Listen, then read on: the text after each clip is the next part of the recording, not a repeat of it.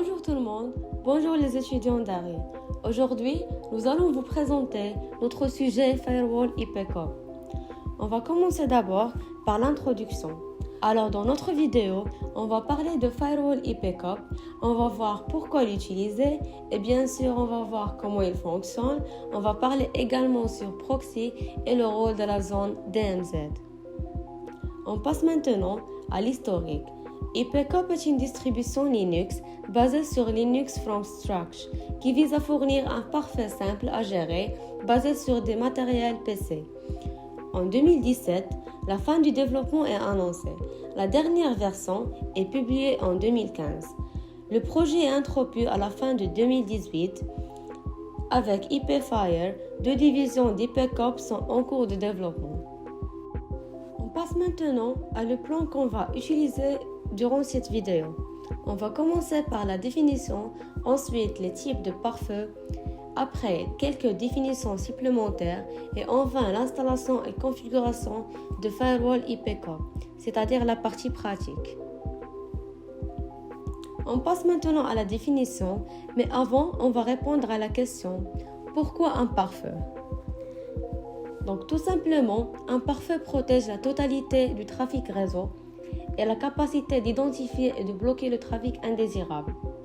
Étant donné que, de nos jours, la plupart des ordinateurs sont connectés à Internet, les attaquants ont de nombreuses opportunités pour trouver des victimes. Ils testent des ordinateurs sur Internet pour déterminer s'ils sont vulnérables aux différents types d'attaques. Lorsqu'ils trouvent un ordinateur sans protection, ils peuvent le compromettre et s'introduire dans le système. On passe maintenant à la définition d'un firewall IPCOP. Donc, un firewall IPCOP, c'est un dispositif de sécurité réseau qui surveille le trafic réseau entrant et sortant et décide d'autoriser et de bloquer un trafic spécifique en fonction d'un ensemble défini de règles de sécurité. Les pare-feux sont une première ligne de défense dans la sécurité des réseaux depuis plus de 25 ans. Ils établissent une barrière entre les réseaux internes sécurisés et contrôlés auxquels on peut faire confiance et les réseaux extérieurs non fiables comme Internet par exemple. On passe maintenant à la partie des types de pare-feu. Donc il existe plusieurs types de pare-feu bien sûr. On trouve parmi le pare-feu proxy et celui d'inspection dynamique, ensuite le pare-feu de gestion unifiée des menaces et ensuite le pare-feu de nouvelle génération. On trouve également celui qui est axé sur les menaces, ensuite le pare-feu virtuel et enfin le pare-feu nuage natif. On commence par le premier type de pare-feu, c'est celui de pare-feu proxy. C'est l'un des premiers types de pare-feu qui sert de passerelle d'un réseau à un autre pour une application spécifique. Les serveurs proxy peuvent fournir des fonctionnalités supplémentaires telles que la mise en cache du contenu et la sécurité en empêchant les connexions directes depuis l'extérieur du réseau. Cependant, cela peut également avoir un impact sur les capacités du débit et les applications qu'elles peuvent prendre en charge. Ensuite, on va parler de pare-feu d'inspection dynamique. Désormais considéré comme un pare-feu traditionnel, un pare-feu d'inspection dynamique autorise ou bloque le trafic en fonction de l'état du port et du protocole. Il surveille toutes les activités depuis l'ouverture d'une connexion jusqu'à sa fermeture. Les décisions de filtrage sont prises en fonction des règles définies par l'administrateur ainsi que du contexte, qui fait référence à l'utilisation des informations des connexions précédentes et des paquets appartenant à la même connexion. On passe maintenant au pare-feu de gestion unifiée des menaces, UTM. Un appareil UTM combine généralement de manière faiblement couplée les fonctions d'un pare-feu d'inspection dynamique avec la prévention des intrusions et l'antivirus. Elle peut également inclure des services supplémentaires et souvent la gestion du cloud. Les UTM se concentrent sur la simplicité et la facilité d'utilisation. On va voir maintenant un pare-feu de nouvelle génération. Donc les pare-feux ont évolué au-delà de simples filtrages de paquets et de l'inspection dynamique. La plupart des entreprises déploient des pare-feux de nouvelle génération pour bloquer les menaces modernes telles que les logiciels malveillants avancés et les attaques de la couche de l'application.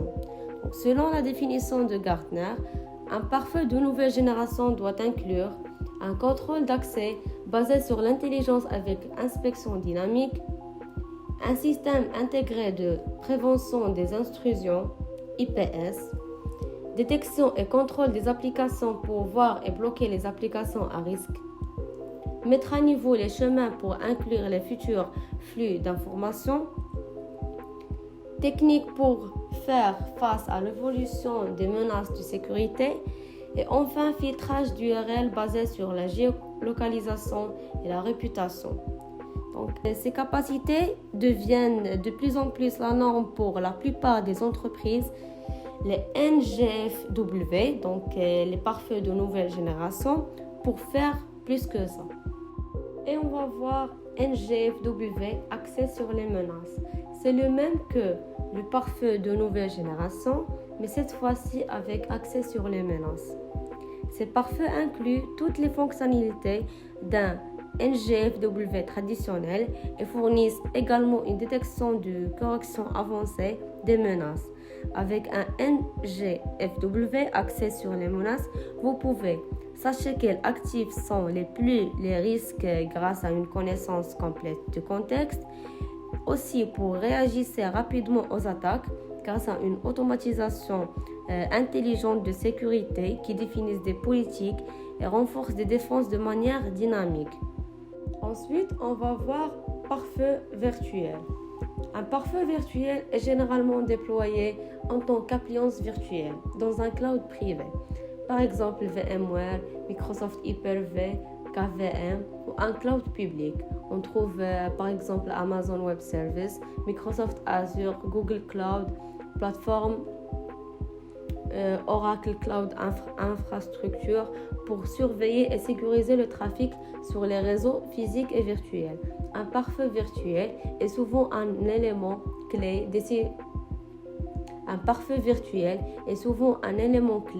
des réseaux définis par logiciel.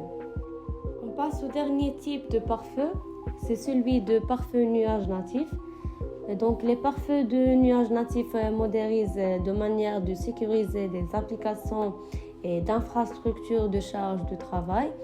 Et grâce à des fonctionnalités de mise en échelle automatisées, les pare-feux nuage natifs permettent aux équipes chargées des opérations réseau et des opérations de sécurité en fonction des vitesses agiles. Parmi les avantages des pare-feux nuage natifs, on trouve sécurité agile et élastique, aussi capacité multitenant et équilibrage de charge intelligent. On passe à la troisième partie, c'est celui de définition supplémentaire. On va voir 3 définitions supplémentaires, pare-feu IPCOP, NetFilter Framework, Linux from Scratch. On va commencer par pare-feu IPCOP. Pare-feu IPCOP, c'est une distribution Linux basée sur Linux from Scratch qui vise à fournir un pare-feu simple à gérer basé sur du matériel PC. IPCOP est un pare-feu en état construit sur le framework NetFilter de Linux. Ensuite, on va voir Linux from Scratch. Linux from Scratch, LFS, c'est un projet qui vous fournit des instructions étape par étape pour construire votre propre système Linux personnalisé, entièrement à partir de code source. On passe maintenant à la dernière définition supplémentaire, c'est NetFilter Framework. C'est fourni par le noyau Linux qui permet d'implémenter diverses opérations liées au réseau sous la forme de gestionnaire personnalisé. NetFilter offre diverses fonctions et opérations pour le filtrage de paquets, la traduction d'adresses réseau et la traduction de ports qui fournissent les fonctionnalités requises pour diriger les paquets à travers un réseau et empêcher les paquets d'atteindre des emplacements sensibles au sein d'un réseau. Et dernièrement, on passe à la partie pratique où on va faire l'installation et configuration d'un firewall IPCOP. Pour la partie pratique, il faut d'abord télécharger le fichier ISO de IPCOP on accède au site officiel de IPCOP qui est ipcop.org.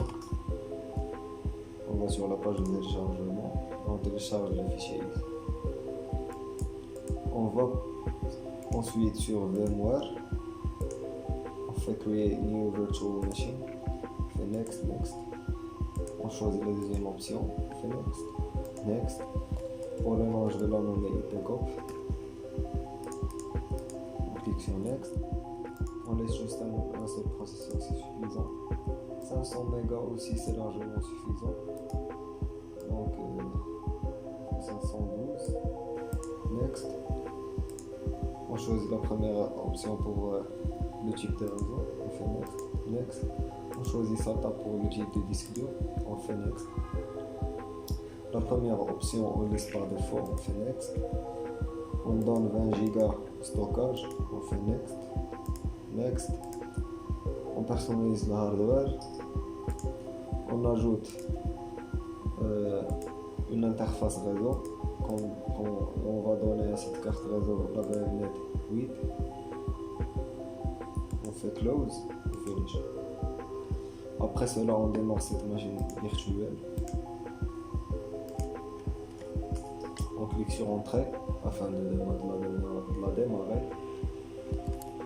On choisit notre langage préféré, notre type de clavier, le temps qu'on peut modifier manuellement.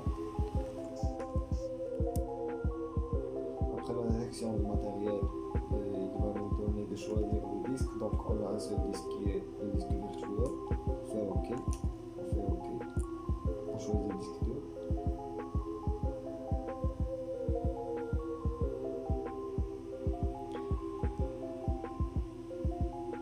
L'étape suivante, on va la passer. Donc on va faire passer le nom de la machine. Je vais laisser par défaut les données qu'on n'a pas donné.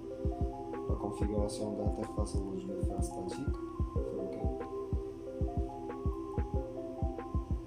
Donc on a ici les deux interfaces réseau qu'on a. On va sélectionner la couleur green à la première, c'est-à-dire le LAN. La couleur red, ça signifie le WAN. On fait continuer. Avant de configurer les interfaces réseau, il faut d'abord déterminer l'architecture réseau qu'on va utiliser. Donc, on a d'abord notre firewall. Et ce firewall a deux interfaces. Une interface red qui va vers un routeur et une interface green qui va vers un réseau LAN.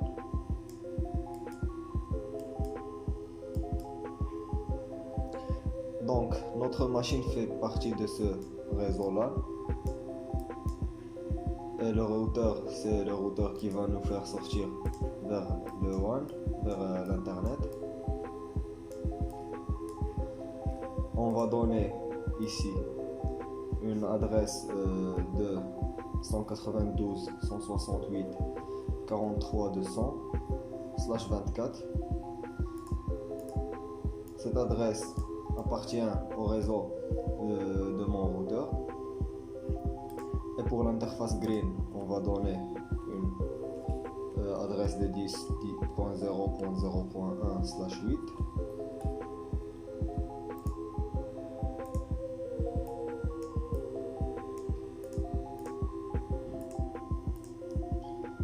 Et ici, au milieu, on a notre firewall. Donc, il faut aussi assigner une adresse IP à notre machine. On va lui donner, par exemple, une adresse de 10.0.0.2/8. Et on va lui donner la passerelle 10.0.0.1/8. Donc c'est ça l'architecture qu'on va suivre afin de configurer notre carte réseau pour un bon fonctionnement dans notre firewall. Pour l'interface green, je vais donner une adresse de 10.0.0.1 de masque/8.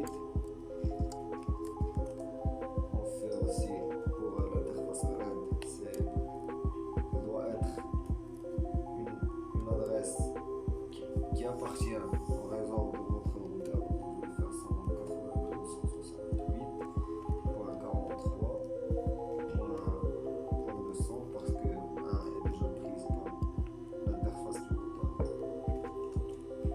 On fait OK. La DNS, on fait 8.8. La passerelle, c'est celle du routeur. 192.168.43.1. On fait OK. On active le DHCP pour l'interface green. Ici, il nous demande d'entrer un mot de passe pour le route.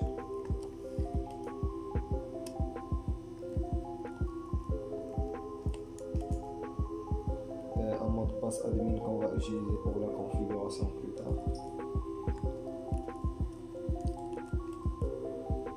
Et ici, un mot de passe pour la protection des clés de cryptage dans le sauvegarde. Fait OK.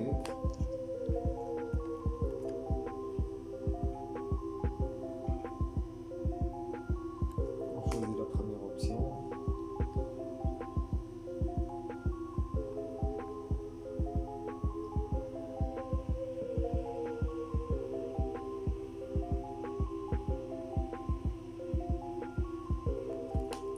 Ici, il nous demande un login, c'est root.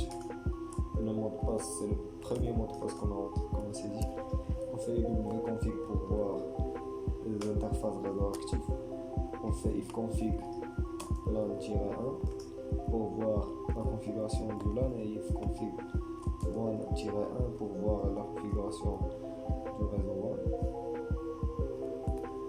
Maintenant, ce qu'on va faire, c'est qu'on va démarrer une autre machine virtuelle, Linux ou bien Windows.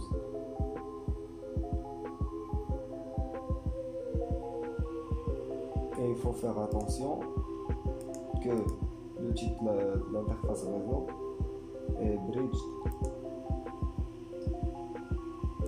OK.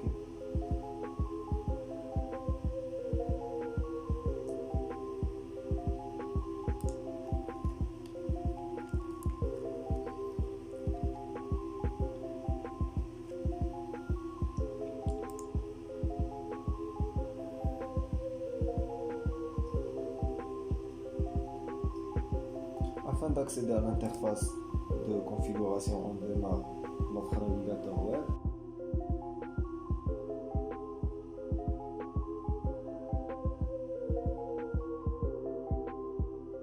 Avant ça, il faut être sûr que l'adresse IP, la machine virtuelle fait partie du réseau là, qui est lié à l'interface green. Donc c'est la passerelle et l'adresse de l'interface green qu'on a configuré avant. Donc on vient ici, on fait https et on fait 10.0.0.1 qui est l'adresse de l'interface et le port par défaut. On fait entrer, on fait avancer. Il nous dit qu'il y a un risque potentiel, mais c'est pas grave. On fait accepter le risque et continuer. Alors ici on entre admin comme username et le mot de passe c'est le deuxième mot de passe qu'on a entré. Et on fait sign in. Maintenant, voilà l'interface de configuration. Il y a plusieurs pages dans cette interface de configuration. Les premières pages sont des pages système, donc on a l'accueil, le planificateur des tâches. On a ici le planificateur des tâches. On peut planifier les tâches par l'horaire. On donne des remarques pour savoir ce que la tâche fait exactement. On peut programmer la tâche par les jours de mois. Voilà, le jour de début, le jour de fin. Et on peut même la configurer par les jours de semaine. Donc, on peut ajouter une tâche. Et on voit ici les tâches. On peut modifier les tâches. Donc, par exemple, je veux que cette tâche ne se fait pas les week-ends. Donc, je vais exclure dimanche et samedi. Je fais mise à jour. Alors, elle était mise à jour ici. Et on peut même supprimer les tâches. aussi une page de mise à jour. On a une page de mot de passe qu'on peut modifier.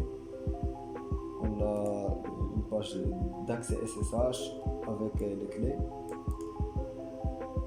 On a une interface graphique, donc on peut modifier l'interface graphique, les paramètres de messagerie, la sauvegarde, etc. On a l'état du système, donc ce sont des informations sur des services dans l'IPCOP.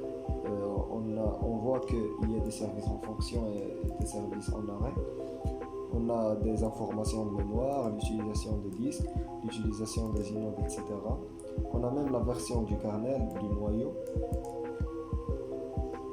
On a les informations système, comme les informations du processeur, l'information du disque dur.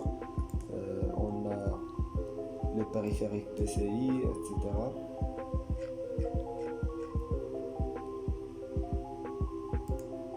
On a le serveur du proxy, le graphique du système. On a l'utilisation du CPU par jour, l'utilisation de mémoire, l'utilisation du disque dur, etc. On a les courbes du trafic. On a d'autres choses. Dans le réseau, on a la connexion, on a le modem, les alias, etc. Dans les services, on a service proxy. Il est arrêté, le service, le filtre d'URL. Ce service est en fait intéressant parce qu'on peut bloquer des sites web, on peut autoriser d'autres, mais pour activer ce service, il faut activer le service du proxy, parce que si on fait enable, si on veut activer ce service, il va refuser parce que le service du proxy web est désactivé. Donc il faut activer le serveur proxy.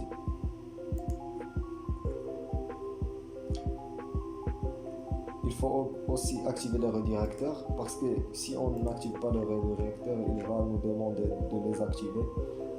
Donc il faut d'abord activer, on a activé le service de proxy. On fait enregistrer, il va redémarrer.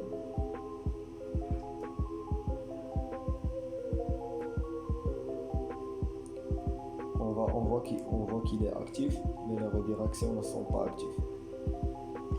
Donc, on va au service de filtre URL. Il va nous demander en fait d'activer les redirections. On va enregistrer. Ça ne va pas activer. Il va nous demander d'activer les redirections. Donc, on va vers le service de proxy. On active le redirecteur. On enregistre. Il va redémarrer encore une fois.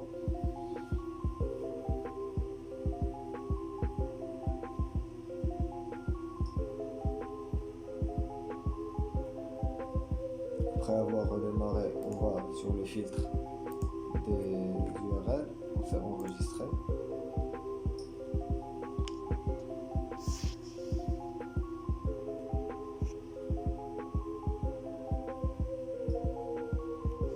Après avoir redémarré, on voit qu'il est en fonction, donc il est actif. Ici, on a des blacklists personnalisées qu'on peut entrer des sites web ligne par ligne qui ne vont pas être actifs, qu'on veut bloquer, etc. Et ici, les liens qu'on veut bloquer. Ici, les domaines et les liens qu'on veut autoriser. Ici, on a des blacklists automatiques. On peut aussi importer des liens, des URL de blacklist et les enregistrer. On a d'autres services comme le service de DHCP qu'on peut personnaliser ici, mais il est déjà personnalisé. Donc, on a aussi le DNS dynamique, les hôtes statiques, le serveur de temps, lissage du trafic, etc. Pour le pare-feu, on a les paramètres du pare-feu, paramètres basiques. On a aussi les services. On voit ici qu'il y a plusieurs services par défaut. On a le nom du service ici. Et on a le port du service et le protocole utilisé par ce service. On peut même ajouter d'autres services nous-mêmes, assigner un port port, etc. et puis l'ajouter. On peut regrouper des services, on a les adresses, les regroupements d'adresses, les interfaces, etc. Ici on a l'IPsec, c'est en relation avec les VPN, etc. Ici on a les fichiers logs, on a les logs du pare-feu, le log du serveur proxy, on a le log du journal